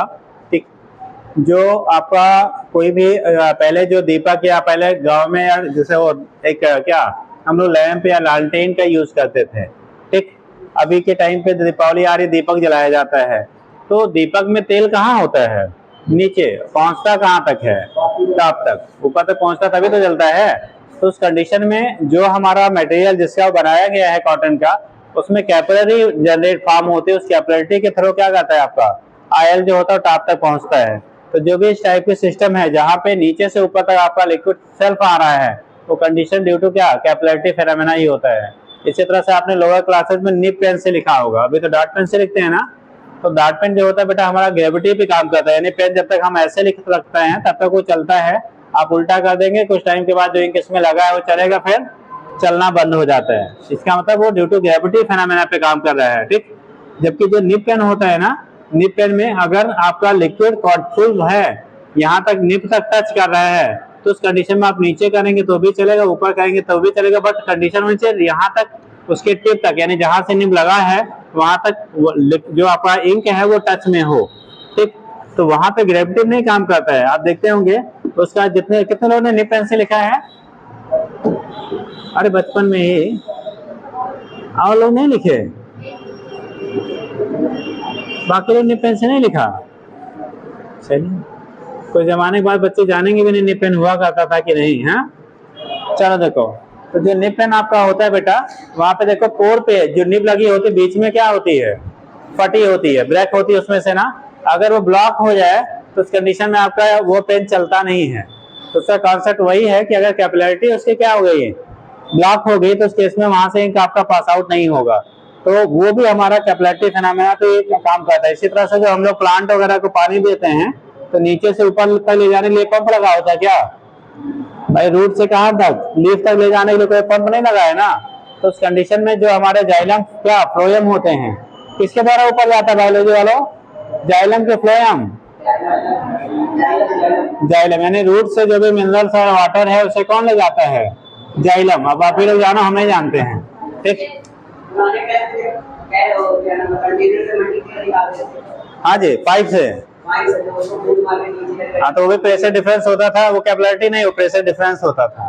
ठीक, तो उस कंडीशन में क्या होता है वो जी राइज जो करते थे वो सारा हमारा क्या इसी कॉन्सेप्ट पे काम करता है। इसी तरह से अगर बकेट में यानी बाल्टी में पानी भर दीजिए, काटन के तौलिए को एक साइड अंदर डाल दीजिए, एक साइड बाहर, तो धीरे धीरे कुछ देर के बाद क्या होता है, वो दूसरा पानी उस साइड से निकलने लगता है, यानी कि वो भी गीला हो जाता है। तो कंडीशन ये सारे जितने फेनोमेना है वो बेटा कैपिलरिटी पे बेस्ड आपकी होती हैं। ठीक, तो जनरल हमारे एग्जांपल्स हो गए जो कैपिलरिटी फेनोमेना पे बेस्ड होता है। तो ये यूनिट का पोर्शन यही बचा हुआ था, ये बेटा खत्म हो गया। अब हम लोग को नेक्स्ट जो पोर्शन पढ़ना है, ठीक, वो पढ़ना है किसमें, थर्मल यानी थर्मामेट्री। ठीक, तो लिखिएगा अगला चैप्टर बेटा, तो शुरू हो जाए, क्योंकि ऑलरेडी हम लोग बहुत लेक्चर पीछे हैं। क्या कुछ कहना है क्या? ठीक, अब क्वेश्चन वगैरह कर डालिएगा भैया। लिखिएगा नेक्स्ट पोर्शन थर्मामेट्री। क्वेश्चन घर पे करना, 8 लेक्चर पीछे चल रहे हैं यार, जो नहीं आएगा वो पूछ लेना। ठीक, लिखिए बेटा नेक्स्ट चैप्टर लिखिएगा, नेक्स्ट अगला थर्मामेट्री। थर्मामेट्री THERMOMETRY, थर्मामेट्री। हाँ, थर्मामेट्री का थर्मल एक्सपेंशन, ये सारा है उसी में। थर्मल एक्सपेंशन, थर्मल एक्सपेंशन, ठीक, थर्मामेट्री एंड थर्मल एक्सपेंशन। इसी में काइनेटिक थ्योरी ऑफ गैसेस भी आ जाता है। इसी यूनिट में काइनेटिक थ्योरी ऑफ गैसेस है, केमिस्ट्री में भी आपका काइनेटिक थ्योरी ऑफ गैसेस है। केमिस्ट्री में डिटेल में, फिजिक्स में थोड़ा सा भी उसकी तुलना में है। ठीक, हाँ कट गया है, अच्छा चलिए, तो लिखेंगे आप पहला थर्मामेट्री। देखो बेटा हम लोग ये खड़े हो जाओ, हाँ किसको, अच्छा जितने में हम पढ़ाएंगे, अब जितनी हमारी जरूरत पढ़ा देंगे हम। केमिस्ट्री में बता रहे हैं, कट गया है, केमिस्ट्री में है नहीं, तो फिजिक्स वाला जो है हम पढ़ा देंगे। चलो ठीक, पढ़ा देंगे, टेंशन ना लीजिए, कोई बात नहीं। देखो यहाँ पे पहला टर्म होता है बेटा थर्मामेट्री में हम लोग स्टडी कैसे करते हैं, किसी भी प्रोसेस में जो हीट एब्जॉर्ब हो या इवॉल्व हो, या हीट का ट्रांसफर कैसे हो रहा है। ठीक, तो वो सारी चीजें के स्टडी हम लोग करेंगे। और हीट को यानी टेम्परेचर जो होता है उसके मेजरमेंट के लिए हम लोग डिफरेंट स्केल्स यूज करते हैं। ठीक, डिफरेंट स्केल्स या डिफरेंट इंस्ट्रूमेंट्स यूज करते हैं। जो इंस्ट्रूमेंट यूज करते हैं उसी को थर्मामीटर कहते हैं, और उसके लिए डिफरेंट हमारे स्केल्स होते हैं टेम्परेचर के मेजरमेंट के लिए। जैसे कॉमनली अपने यहाँ जो हम लोग यूज करते हैं, एक तो डिग्री सेंटीग्रेड, किसमें डिग्री सेंटीग्रेड, दूसरा आपका होता है केल्विन, तीसरा होता है फ़ारेनहाइट। 3 स्केल बेसिकली यूज होता है। फ़ारेनहाइट वो भी बॉडी टेम्परेचर वगैरह के लिए हम लोग यूज करते हैं, बाकी डिग्री सेंटीग्रेड या केल्विन में पढ़ते हैं। तो आप लोगों को फीवर जब होता है तो 104 डिग्री सेंटीग्रेड होता है कि 104 केल्विन होता है, खड़े हो जाओ। फीवर जब होता है, जब डॉक्टर साहब चेक करते हैं, डिग्री सेंटीग्रेड में होता है 104। चलो, कितने लोगों को 104 डिग्री सेंटीग्रेड कभी फीवर हुआ था, हाथ उठाओ। 104, 102, 103, हाथ उठाओ। नहीं हुआ किसी को? अरे 100 डिग्री सेंटीग्रेड वाले, 100 भी नहीं हुआ। और किसी को नहीं फीवर हुआ? अभी कौन कल बीमार था जी? कौन बोला फीवर था? आप बोले फीवर था? किसने बोला है? नहीं बोला। हाँ, जो फीवर होता है हम लोग मेजर करते हैं डिग्री सेंटीग्रेड में करते हैं, किसमें करते हैं जी? अरे फ़ारेनहाइट में बेटा 104 डिग्री सेंटीग्रेड होगा ना, पानी कितने बॉयल होता है? 100 डिग्री पे, तो पक जाएगी, है ना। चलो देखो, तो उस कंडीशन में जो बॉइलिंग पॉइंट वाटर का 100 डिग्री है, और तुम बोल रहे 104, तो घर वाले क्या बर्नर नहीं जलाएंगे? फिर तुम्हारे ऊपर ही प्रेशर कुकर रख देंगे और खाना पक के तैयार हो जाएगा, है ना, अड़ोसी पड़ोसी भी पका लेगा। चलो देखो बेटा, तो उस कंडीशन में क्या होता है, वो फ़ारेनहाइट होता है बेटा। जो हम लोग थर्मामीटर, जो हम लोग बॉडी टेम्परेचर मेजर करते हैं, जो डॉक्टर आपको बताते हैं ना, 100 कितना, 102 है, 103 है, 104 है, बहुत ज्यादा हो गया होगा ना, तो वो कंडीशन किस में होता है? फ़ारेनहाइट में होता है, डिग्री सेंटीग्रेड में नहीं। मैंने डॉक्टर को भी बोलते हुए सुना है डिग्री सेंटीग्रेड। हाँ, जो गांव पे डॉक्टर होते हैं ना, झोला साहब जिसे कहते हैं। ठीक, किसी के घर में हो गए तो बुरा मत मानना, क्योंकि वही हमारे हिंदुस्तान को जिलाते हैं। ठीक है, तो उस कंडीशन में हर आदमी 25 किलोमीटर 40 किलोमीटर से फीवर की दवा लेने बस्ती नहीं आ सकता है, तो बेसिक इलाज वही करते हैं। बात अलग है, कभी कभी गड़बड़ भूल जाते हैं, है ना। तो उस कंडीशन में क्या हुआ? हाँ जी, तो ठीक ठीक, कोई बात नहीं, आगे देखो बेटा। तो वो होता है बेटा टेम्परेचर। तो टेम्परेचर के लिए हम लोग जब बात करते हैं तो टेम्परेचर क्या होता है बेटा, सिंपली बोला जाता है it is the measurement of hotness और कोल्डनेस ऑफ बॉडी। किसी बॉडी के गर्म या ठंडे होने के बारे में हम लोग पता किससे करते हैं, टेम्परेचर की बेस पे। जैसे किसी चीज को आप टच करते हैं बेटा, अगर वो आपकी बॉडी के रिस्पेक्ट में कैसा लगता है, गर्म, इसका मतलब उसका टेम्परेचर आपकी बॉडी के रिस्पेक्ट में लार्जर है, ग्रेटर है। जैसे गाड़ी वगैरह आप धूप में खड़ी होती है मई जून के महीने में, आप जाके क्या करते हैं, टच करते हैं तो पूरा हीट रहता है, और जब दिसंबर जनवरी में खड़ी रहेगी तो पूरी कोल्ड रहती है, ठंडी रहती है। तो कंडीशन क्या है, अगर आपको बॉडी को टच करने पे उसका टेम्परेचर यानी आपको हॉट फील हो रहा है, दैट मींस टेम्परेचर क्या है, ग्रेटर देन बॉडी। अगर कोल्ड फील हो रहा है तो लेसर देन बॉडी। अगर सिमिलर फील हो रहा है तो इक्वल टू बॉडी। जैसे जनरली हम लोग स्नान करने के लिए सब्सटेंस पे बैठे हुए हैं, तो जैसे टेम्परेचर आपका लगभग बॉडी का टेम्परेचर से मैच कर रहा, बहुत ज्यादा अंतर नहीं होगा या थोड़ा बहुत डिफरेंसेस होंगे, तो बहुत फील नहीं आपको होता है। तो उस केस में हम लोग क्या कहते हैं, लगभग इक्वल है। तो अगर इक्वल है तो उस कंडीशन में क्या है, यानी कि टेम्परेचर बॉडी के टेम्परेचर के बराबर है, अगर ना तो ठंडा फील हो रहा है तो गर्म फील हो रहा है। अब कंडीशन क्या होगा, जब भी टेम्परेचर का फ्लो होता है बेटा, हमेशा हायर टेम्परेचर टू लोअर होता है सेल्फ। हीट का जो भी फ्लो आपका होता है वो हायर टेम्परेचर से किधर, लोअर टेम्परेचर की तरफ हीट ऑलवेज फ्लो करेगा सेल्फ, जब हम लोग बात करते हैं। अगर आपको लोअर टू हायर से शिफ्ट करना है तो उस केस में हमें किसी ना किसी किसकी मशीन की रिक्वायरमेंट होती है। जैसे जो आपका एसी होता है, एसी क्या काम करता है, एसी का काम क्या है बेटा, लो टेम्परेचर से यानी रूम से टेम्परेचर कहाँ शिफ्ट करता है, बाहर की तरफ कर रहे हैं। तो वहां पे जो कूलिंग का कॉन्सेप्ट है वो क्या करता है, अंदर के कमरे के टेम्परेचर को बाहर निकाल देते हैं। जबकि कूलर क्या करता है, अच्छा कूलर और एसी दोनों का फंक्शन सेम है, अलग अलग है, क्या डिफरेंस है बेटा? ठंडा गरम दोनों कर सकता है। अरे नहीं, हम ठंडे की बात कर रहे हैं यार, वो जब करता है तो उसमें हम लोग क्या, वो इन्वायरमेंट से क्या करता है, ये होता है कि पानी डाल देते और लोग इन्होंने कुछ बताया, लेकिन वो हाँ नहीं, गलत नहीं, बहुत एक्यूरेट नहीं है। और कोई बताएगा भैया, एसी भी कूलिंग करता है और हमारा रेफ्रिजरेटर भी कूलिंग करता है, और फिर क्या आपका क्या चीज, कूलर भी कूलिंग करता है। तीनों से कूलिंग होती है, लेकिन कॉन्सेप्ट हमारे थोड़ा डिफरेंट है। जब हम लोग एसी या रेफ्रिजरेटर की बात करते हैं तो वो अंदर के हीट को बाहर ट्रांसफर करता है। आप देखो जो हमारा फैन होता है, चाहे वो एसी का हो चाहे आप रेफ्रिजरेटर के पीछे हाथ करो तो आपको गर्म फील होता है।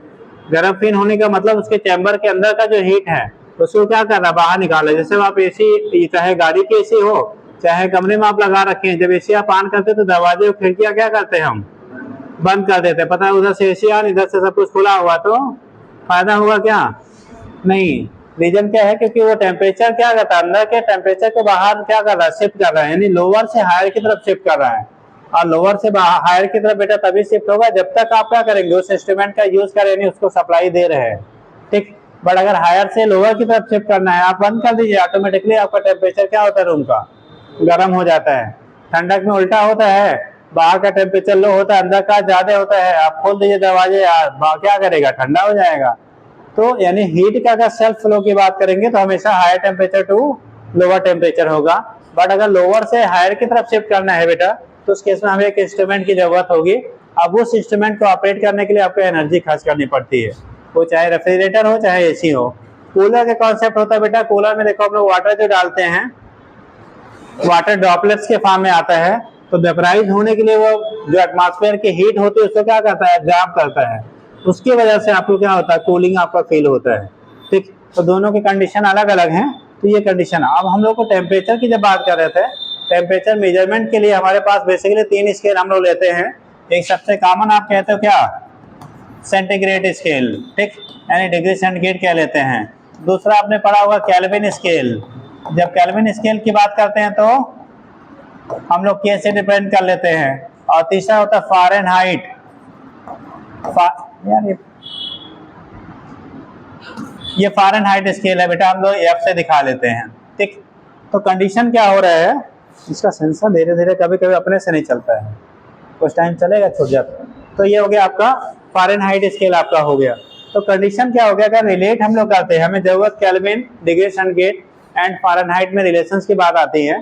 तो जब सभी लोगों ने पढ़ा होगा, अगर T डिग्री सेंटीग्रेड है, केल्विन में कन्वर्ट करने के लिए 273 कितना 0.15 केल्विन के बराबर होता है। बात अलग है कि कैलकुलेशन करते समय हम लोग 273 ऐड करते हैं बेटा, ठीक, बट एग्जैक्ट वैल्यू जो होता है 273.15 होता है।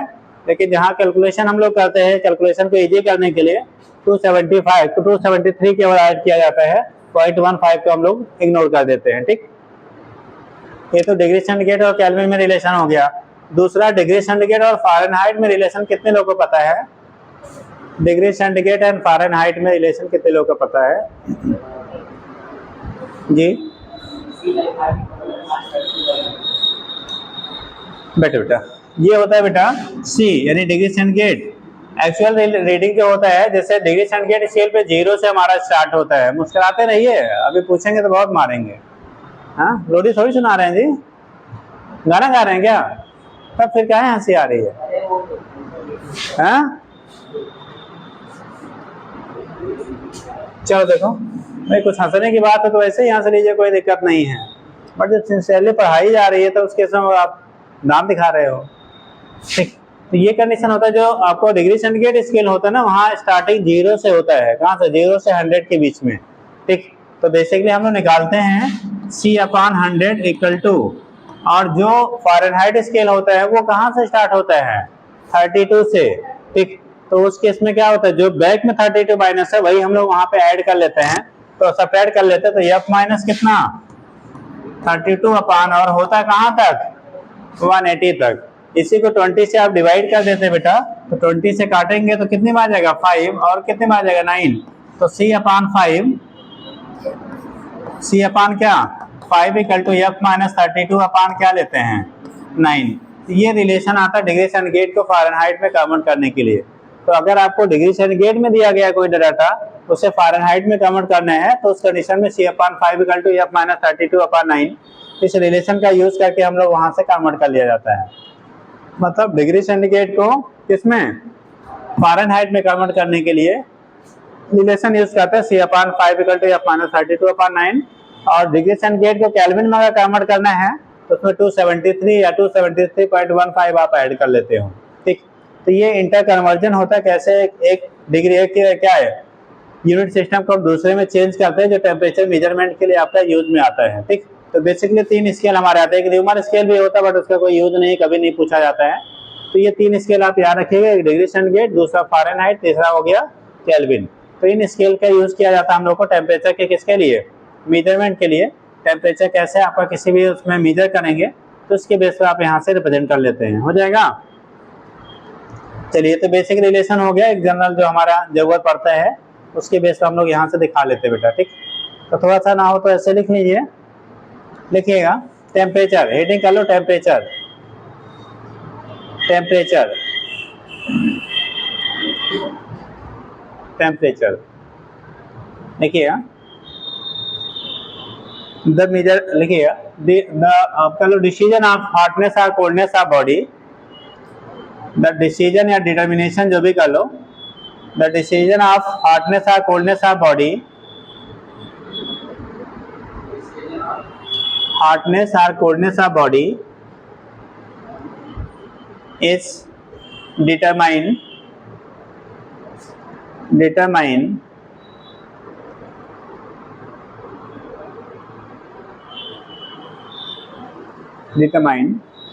by temperature, that is temperature measures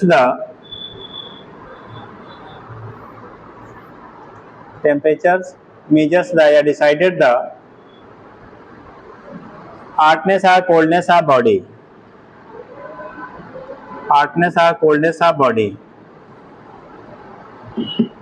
इसी में हम र्यूमर का भी लिखी दे रहे हैं बेटा। जो र्यूमर स्केल होता है ये R/80 आता है बेटा, तो यहीं इसको भी लिखी लो, यही इक्वल टू हो जाएगा R/20 से काटोगे तो 4 बार जाएगा, R/ कितना हो जाएगा? कहीं यूज में फिलहाल अभी तक नहीं पूछा गया है, बट अब है रिलेशन तो आप नोट कर लो, कहीं जरूरत पड़ जाए। तो C/5 equal to F-32/9 equal to R/ क्या 4। ठीक, फिलहाल कहीं एप्लीकेशन में अपने यहाँ है नहीं, रीमर स्केल होता है। ठीक, तो वो कंडीशन आपका होता है, इसके बेस पे दिखा देते हैं। तो ये हार्डनेस या कोल्डनेस, अब कंडीशन क्या बनता है, डिफरेंट हमारे जो स्केल्स होते हैं इसके बेस पे आप क्या करते हो, मेजर करते हो। तो ऐसे इतना लिख लीजिए बेटा,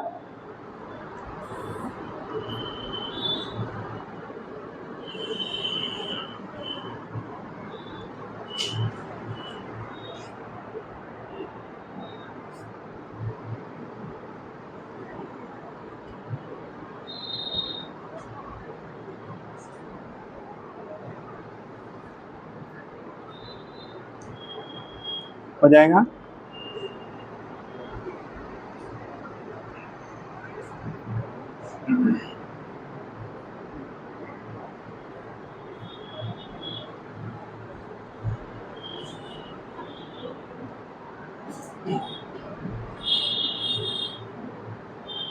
हो गया, ये डिफरेंट हमारे बेटा स्केल्स होते हैं।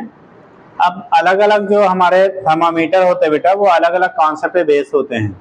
डिफरेंट टाइप के जो थर्मामीटर होते हैं, तो नोट कर लो तो बात करें।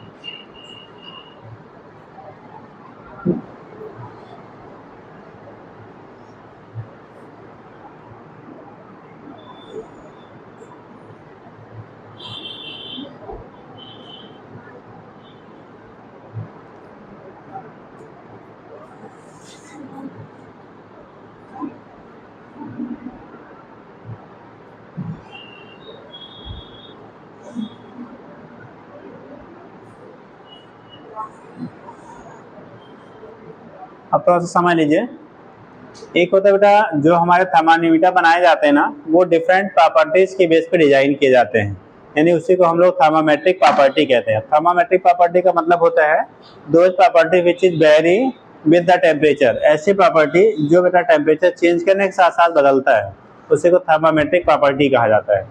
क्या मास थर्मामेट्रिक प्रॉपर्टी है? मास थर्मामेट्रिक प्रॉपर्टी है क्या? It is not thermometric property. जो हम लोग बेसिकली अपने यहाँ थर्मामीटर में यूज करते हैं, एक होता है हमारा प्रेशर। क्या होता है? प्रेशर।